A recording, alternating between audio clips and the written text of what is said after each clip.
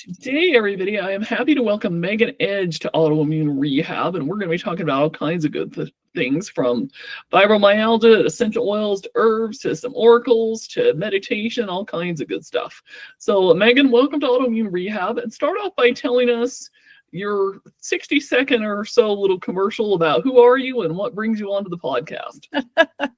Well, thank you for having me on the podcast. First of all, these are topics near and dear to my heart, having lived with fibromyalgia for many, many years now. 60-second elevator pitch. Well, I'm a master healer. That's my title. I do a lot of different kinds of healing work, healing modalities. I teach other women to become healers. I work with nature. I work with the mind, the body, the soul. I come by it naturally. I've always been somebody who loves to look after other people. And I came to a point in my life where I thought, I could earn a living doing this, looking after other people. So that's when I started doing my training and eventually put my shingle out as a healer, and then continued to learn and grow and expand. And this is where I am now. Awesome. That's great. That's, and that's how most of us start. Most of us that get into, the business, if you will, of helping other people is because we usually had our own healing journey and, we got sick first and then we had to heal ourselves. And then once we felt like we were at least, somewhat healed, I don't know if anybody of us can ever say we're always 100% healed, Mm-hmm. But I agree. Yes. Life is always throwing things at us, right? Yeah. Exactly. Yeah. Absolutely. So tell us a little bit about your journey to get a diagnosis. I know you said, like on your information that once you finally got that diagnosis, it was a really big relief to get it. So I'm assuming you had kind of a big journey to get there. So tell us a little bit about what that process was like getting that diagnosis in the beginning. Yeah, I did. I think this is a very similar story to a lot of us.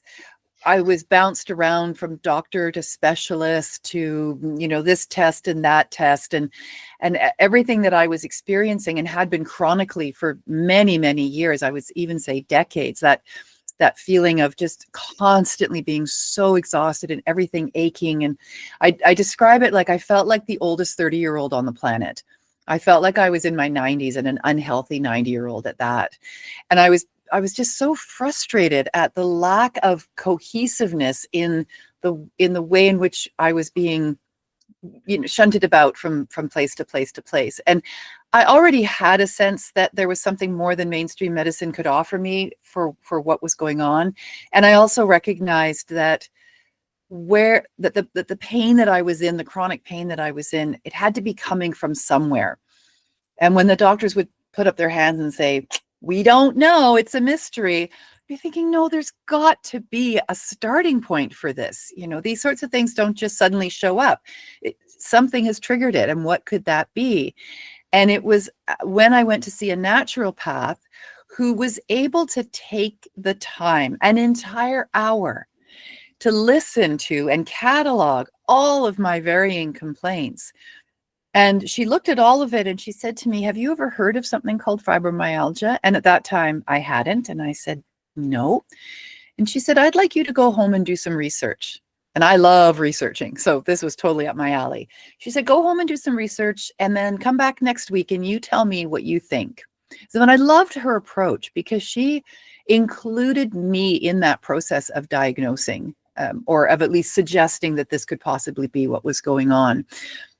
So I did. I went home and I did all my research and I realized that I checked every box. And this was now, 15 years ago. So there wasn't as much information available on fibromyalgia and autoimmune diseases as there is today.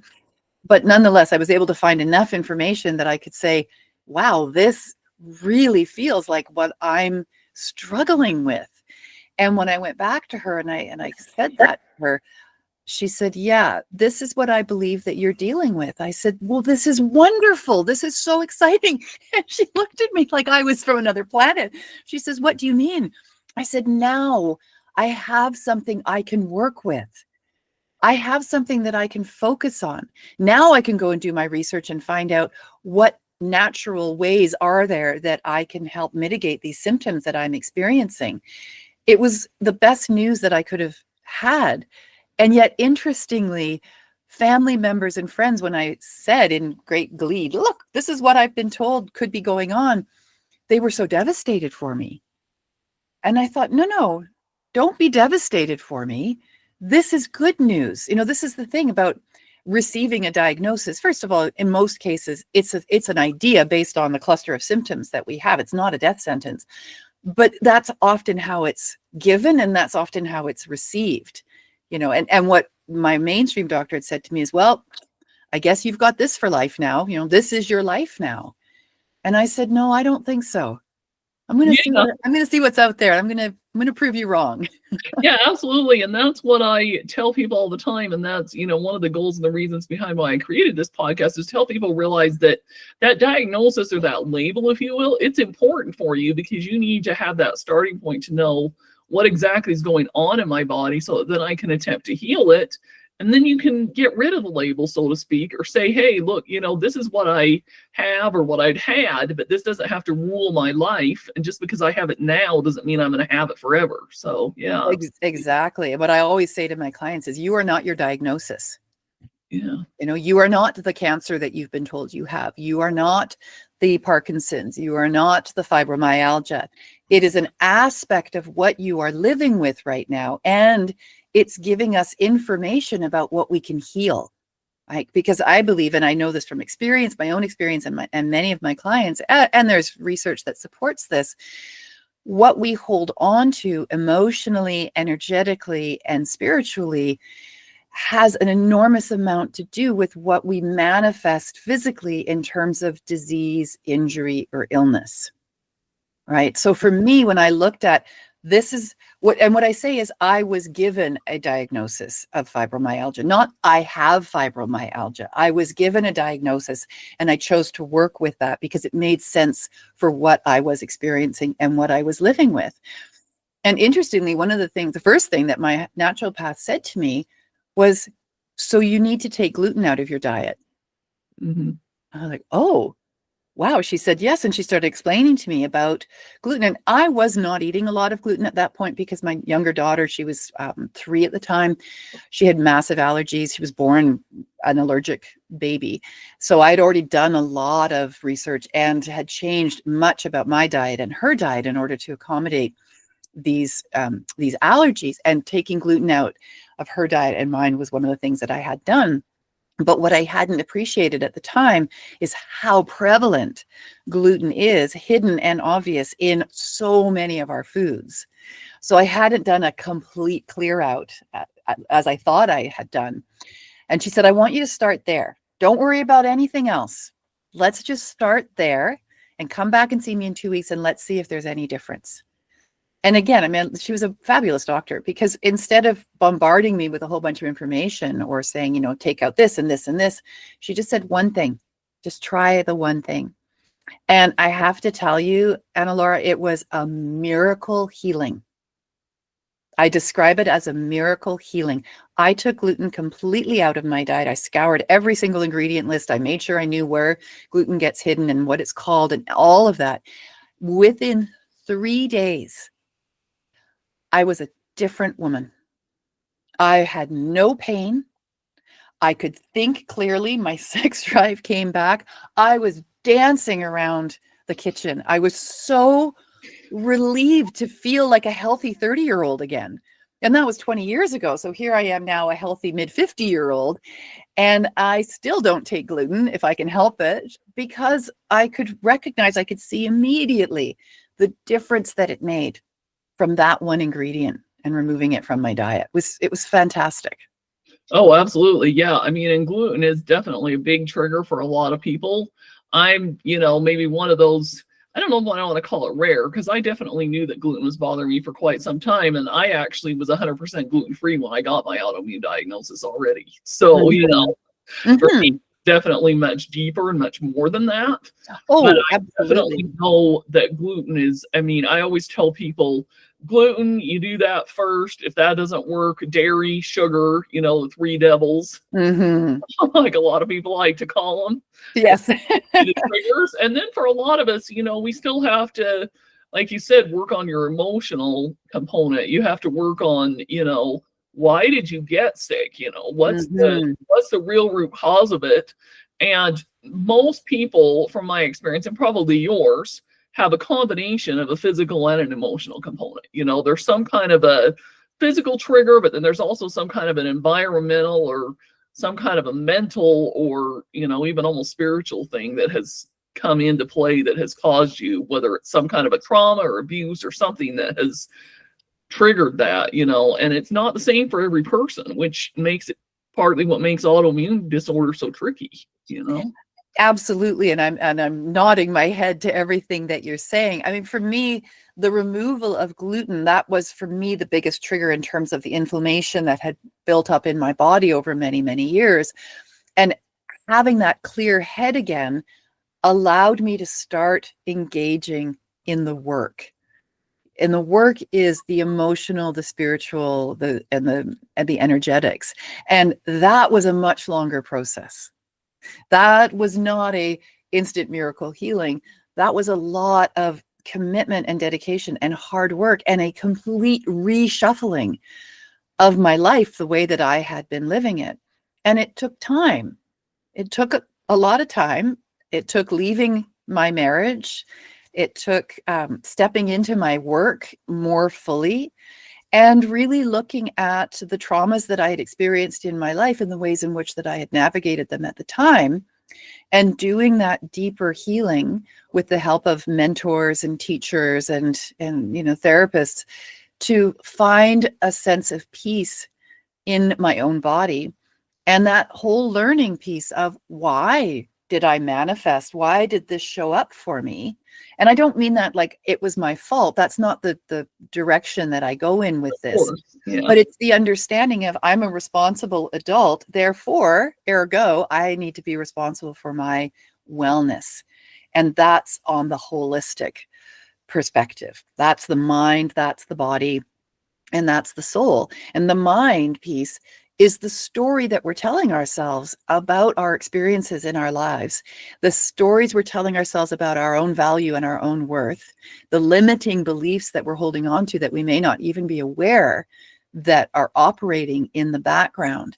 And it's then changing our relationship to the story through the words and language that we're using, and the understanding of the value of these experiences that we've had in our lives, even the most traumatic ones. There's a purpose and a reason, I believe, at the spiritual level, that we have these experiences, even the most horrific. And we only come to that understanding as an adult, right? This is not something a child can or should be doing. This is something that we do once we become an adult and we have the capacity to recognize that these experiences are part of what shape us. They don't define us. They're not who we are. We are not our experiences any more than we are our diagnosis. But those experiences are important. And if we allow them to be important, then we gain value from them. And we know something more about ourselves than we would otherwise know if we don't do that work. So that's the mind piece. That's the story. The body is, of course, the temple, and how we look after our temple is so important to our whole well-being. And then the soul piece is that connection to the divine, however that manifests for you, whatever your faith is. If you don't have some, I believe, and this doesn't have to be everybody's opinion, of course not, but if we don't have some kind of faith in something more than ourselves, I feel we do ourselves a disservice. Yeah, absolutely. Yeah, for sure. So how would you say somebody who's saying, okay, you know, I'm starting to work on myself physically, but, you know, I haven't really gotten into working on the whole, you know, emotional or spiritual aspect of myself. What would you say would be the first step for somebody to take in that regard? I think the first step is acknowledging and recognizing that there are pieces of the healing story that are the experiences that we've had, and that we do need to move beyond or move with the body and the mind and the soul.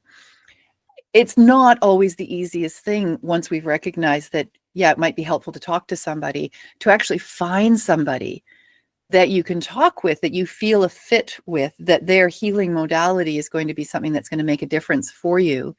And I'm sure you've had this experience too.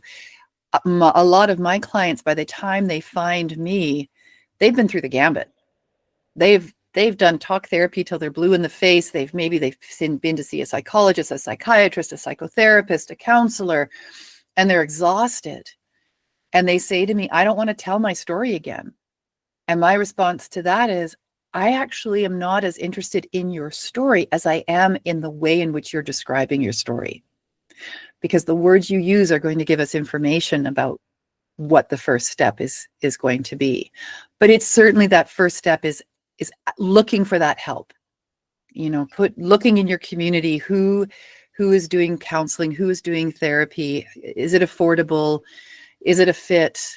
And what's interesting I've found is that the moment that we engage in any kind of healing intention, people show up, right? They show up because we've put it out there in the universe. We said, yes, I recognize that I need this help.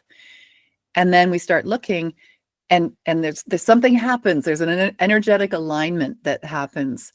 And so even just the knowing and the saying, I'm looking for somebody, is going to facilitate you finding that person. Oh, absolutely. Yeah, and you're right. It absolutely is tough. I mean, it's tough to find the right doctors, find the right therapists, find the right healers of all kinds, because not everybody's suited for what everybody's offering. And it can be really hard to know, who the good best fit is. And so, that can be tough. So what would you say would be maybe a few, let's say, questions that you could put out there to somebody that's a potential, whether you're looking for more on the doctor side, for the physical, or more like the emotional, spiritual healing side? What kinds of things should you ask a potential person to try to figure out, hey, is this going to be a good fit for me? Wow, that's a great question. I haven't had anyone ever ask me that before. That's excellent. Wow, what would I recommend that you ask? Well, I guess it would depend entirely on who you are to begin with. I would think that start by understanding what your values are and what's most important to you. Then you can look at what sorts of credentials does this person have. I mean, in terms of what teachings have they done, or what learnings have they done, what certifications have they got? Is that in alignment with what it is that you're looking for? And so, as you're pointing out, if a person is starting with the physical, they may want to talk to a nutritionist. They may want to speak with somebody who does personal training, if it's they're wanting to get some strength going, or losing some weight, or things like that. If it's more on the psychological, more on the trauma healing, that sort of thing, then you would be posing your questions to somebody who's more suited for that. If I were to look for a therapist myself, this is where I'm going to take this, because if I were looking for someone to do work with me, I would ask them what their spirituality is. If they have a spiritual base, I would want to know how they look after themselves when they're not looking after others. I know for myself as a healer and teaching other women to become healers, that self-care piece is critical. If we are not taking the time to look after ourselves, we are of no value to the people who we're here to help. Yeah, I love that, because you're right. I think a lot of therapists don't really look after themselves. And a lot of therapists also try to separate themselves from their beliefs, but yet their beliefs still impact people. So you definitely want to find somebody that you feel like you can align with in a lot of different ways. Yeah. Absolutely. Now, I'm not a practicing Christian necessarily, but if I were, and I had a really strong belief system based around Christianity, it might be important for me to find somebody who similarly has that background, because then they can understand where I'm coming from. If I'm a recovering Roman Catholic, for example, it would be helpful if the person I'm speaking to has an understanding of what Roman Catholicism looks like, potentially, But it doesn't have to be that way. It just might be important. And no, that's where I'm saying, if you know what your values are and you know what your priorities are, that can help you formulate the sorts of questions that you would want to ask somebody to make sure that they are a good fit. That not only are they a good fit for you, but that you're a good fit for them. Absolutely. And then I would add, don't be afraid to get started working with somebody and then realize, oh, hey, wait, this isn't a good fit, and maybe we need to part ways. Because that's what I tell people, especially with a lot of, like the medical world, that if you're not jiving with or not getting what you need from a doctor, time to say goodbye, and that's okay. Absolutely. Absolutely. And you can't know sometimes on the first meeting with someone. I mean, you may have that intuitive hit that, oh my gosh, this is going to be great and we're going to get along like a house on fire. But it may also take a few visits, and none of that is time wasted. I think it's really important for people to recognize that any work is good work.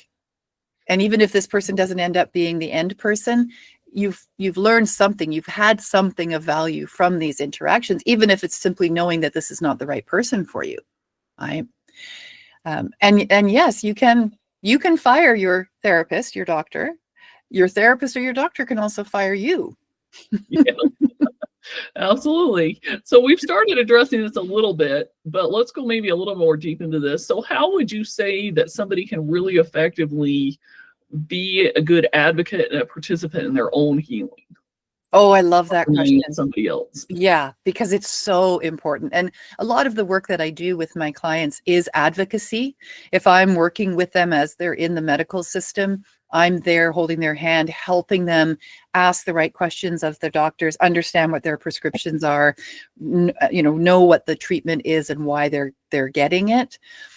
And part of what I'm doing when I do that work is hopefully modeling for them how they can advocate for themselves. Now, it isn't always an easy thing to do because there is the white coat syndrome, which is a bona fide syndrome, which basically is we see a white coat and a stethoscope and we go deer in the headlights. But if we can move past that assumption that we've been taught that because someone's wearing a white coat and a stethoscope, they know everything, we can ask the important questions, the things that we need to know. And if we come up against resistance, which does happen, where the physician or the doctor is now, I've got their nose out of joint because we're asking these sorts of questions, then that could be one of those red flags that this may not be the physician for you, or it's time to get a second opinion, right? But the more confidence we have as patients, knowing our bodies and knowing our bodies really well, the easier it is for us to advocate for ourselves. And that includes understanding medical language. It means knowing what's inside your body as well as what's outside your body, what your liver does and it's like physiology 101. The more we understand that, the easier it is for us to then say, it feels like it's this, right? And we can have a conversation eye to eye with the health practitioner instead of feeling like we're here and they're up here. Mm-hmm. Yeah, absolutely. It's like understanding that whole human anatomy 101, knowing some basic things. And then I think also looking for a doctor that isn't the know-it-all, so to speak, and that is willing to acknowledge the fact that you as a patient have a right to do some research. And there's nothing wrong with you bringing up a certain diagnosis or a certain thing and saying, hey, I'm wondering if this XYZ thing could be going on. What do you think about it? Instead of just as soon as you bring it up, they say, oh, there's no way that is a problem. So recognizing that you might intuitively know a little bit what might be going on and being willing to at least have a conversation with you about something that you think might be happening. Absolutely. And what I tell my clients all the time and my students as well is you are your best expert. No one on this planet knows you as well as you do. So you're doing yourself a disservice if you don't understand who you are and how your body works and how your mind works and just how you as a holistic creature operate. And I mean, I say that as if it's an easy thing, and it isn't always, because it's not how we're brought up, generally speaking. Mm-hmm. Yeah. I think many people walking around don't really know how their internal anatomy works or where things are, or what the gallbladder is or what the kidneys are. They don't have a map in their minds of what's happening inside or outside, for that matter, energetically or physically. So the more that you can educate yourself about that, that would be my dog leaving. The more you can educate yourself, and it's not that hard to do. The information is available. The more empowered you become, right? Knowledge is empowerment. It can be power too, but I prefer to use the quote, knowledge is empowerment. The more I know about myself, the easier it is for me to speak about myself and then advocate for what I need, not to be necessarily questioning or second guessing the doctor or the physician, because they have the training, but they don't have the training in me. You know, they're an expert on things, but they're not an expert on me yet, unless they get to know me. That's awesome. I love that. They're not an expert in you personally. That's great. So let's maybe not necessarily totally jump ship, but let's talk a little bit here about what do you, I know you're one of the modalities you're an expert in is, you know, like plant medicine, like herbs, essential oils, that kind of stuff. What do you feel like the main role with those should be in people's healing? I think that everyone should have some understanding of the importance of what we put into our bodies. And food as medicine is one of my I don't know, like stand up on the pulpits and keep saying it as many times as I possibly can to people. Food is medicine, and that includes your herbs, and that includes your spices. There's so much medicine that we have in our kitchens that our ancestors knew how to use medicinally that many people don't appreciate the value of beyond it adds a bit of flavor. Right. Yes, it adds a bit of flavor. And the more you're cooking with it, the better, because it's getting into your body, which is awesome. But understanding that garlic helps boost the immune system because it is an anti-inflammatory and has antibacterial properties, and it soothes, but it also heats things, you know, it heats the skin when we put it on our skin. That can help you choose the sorts of foods that you're going to eat depending on what it is that is showing up for you.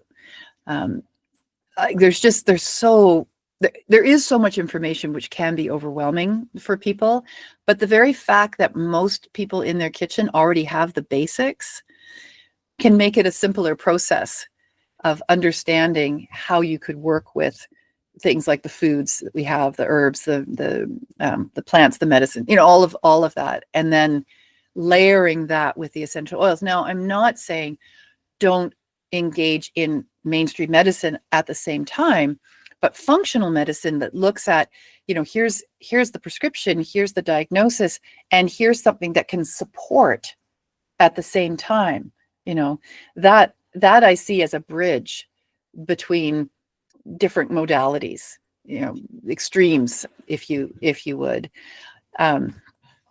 I'm not sure if did I answer your question? Oh, yeah, absolutely. No, that's great. Yeah, you're right. And you bring up a good point because, you know, sooner or later, any of us that get that autoimmune diagnosis start to realize that Western medicine really was created more for emergencies, you know, and things that are life-threatening and, you know, or I fell and broke my bone, you know, or I need some kind of surgery or something, you know, it was really not created and just really not designed to meet the overall needs of things like autoimmune conditions. It just isn't, you know? You're absolutely correct. And there's a complexity to autoimmune conditions that doctors are not taught. They're not taught the nuances. They don't have the opportunity to understand the nuances of it. And because it isn't a simple diagnosis necessarily, or straightforward, you know, my knee hurts because I just tripped on the sidewalk and I have a bruise on my knee. I can see there's a bruise on my knee, so I know my knee is hurting because I bruised it. It isn't like that. And when we start looking at autoimmune from a holistic perspective, where we're also asking for healing at the physical, the emotional, the spiritual levels, our mainstream medical system just can't accommodate that. It can't accommodate it.